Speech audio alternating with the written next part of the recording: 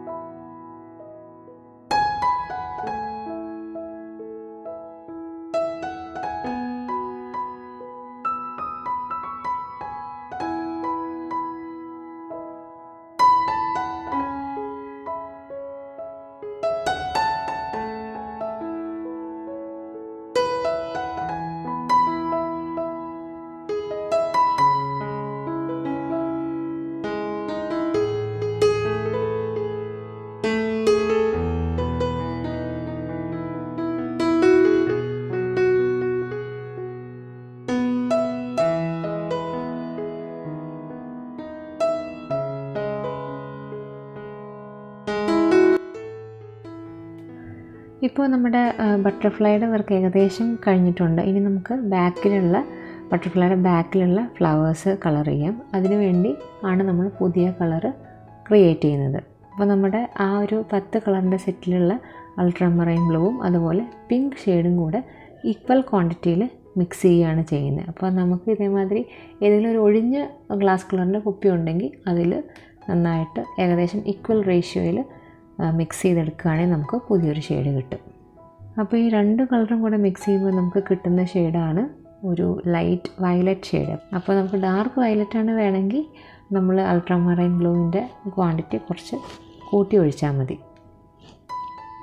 ഇതുപോലെ നമുക്ക് പല കളേഴ്സും ഉണ്ടാക്കിയെടുക്കാൻ പറ്റും. നമ്മൾ സാധാരണ ആക്രിലിക് പെയിൻറ്റിലോ അല്ലെങ്കിൽ വാട്ടർ കളേഴ്സിലോ പുതിയ കളേഴ്സ് ഉണ്ടാക്കിയെടുക്കുന്ന പോലെ നമുക്ക് പല കളേഴ്സും ക്രിയേറ്റ് ചെയ്തെടുക്കാൻ പറ്റും. അത് ഞാനിനി വരുന്ന വീഡിയോസിൽ ഓരോ കളേഴ്സായിട്ട് എങ്ങനെയാണ് ക്രിയേറ്റ് ചെയ്യണമെന്ന് കാണിച്ചു തരാം.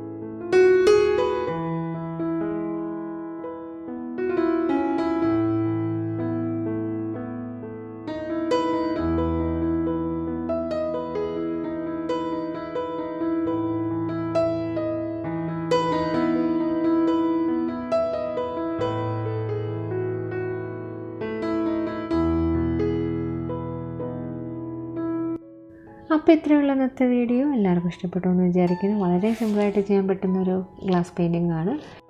നിങ്ങൾക്ക് ഇഷ്ടപ്പെട്ടുണ്ടെങ്കിൽ നിങ്ങൾ ജസ്റ്റ് ഒന്ന് ട്രൈ ചെയ്ത് നോക്കുക. ട്രൈ ചെയ്തിട്ടുള്ള നിങ്ങളുടെ ക്രിയേഷൻസ് എനിക്ക് ഷെയർ ചെയ്യാം. അപ്പോൾ നമുക്കിനി നെക്സ്റ്റ് വീഡിയോയിൽ കാണാം. Thank you.